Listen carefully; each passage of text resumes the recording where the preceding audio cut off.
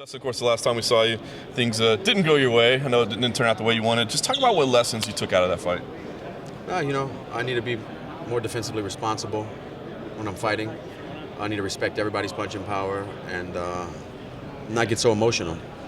Not get so emotional in fights. It's cost me every fight that I've ever really wanted to hurt the guy and felt that, anger. I've made huge mistakes. So just take a step back and use my skill, man. I've been doing this a long time.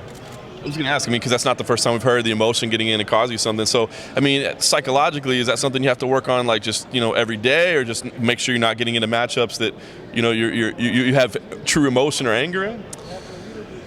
Yeah, but that's, there's going to be fights in the future where it happens again, where me and a guy get heated, and I have to make the right adjustments and just be in the moment. I need to be more aware and be more in the moment when I step in that cage. So Saturday night it begins.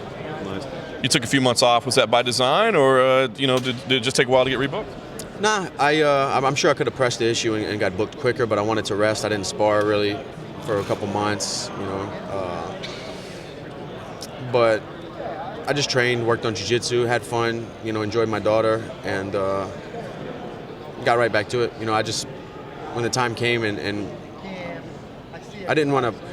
At first, I wanted to rush it, obviously. I wanted to get right back in there and get my hand raised. I would fight anybody, but I sat back and said, we're just going to see this thing play out, get better, make adjustments, and then this fight came along, and it made sense. Very nice.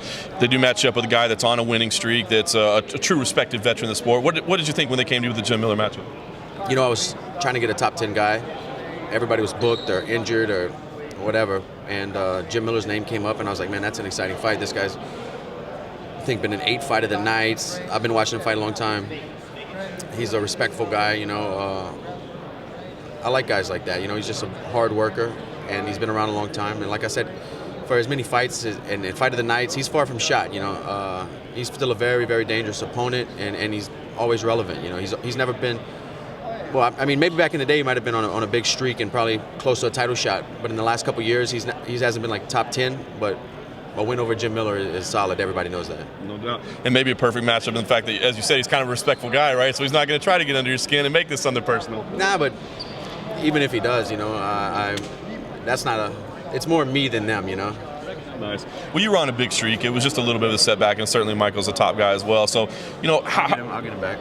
Yeah, I was going to say, so how do you feel that, this year shapes out for you? It seems like a couple of wins and you could be right back in the picture again. No doubt about it. Saturday night I'll be 5-1 in the lightweight division. I'm going to fight 2 or 3 more times this year. Realistically, end of the year, beginning of next year, I'll be trying to grab that belt. And you mentioned fight of the night. Is that when you play this thing through your head, is that kind of what you're seeing with this one? It definitely could be. I'm not scared of that. I'd rather not take the abuse, but I'm not scared of it for sure.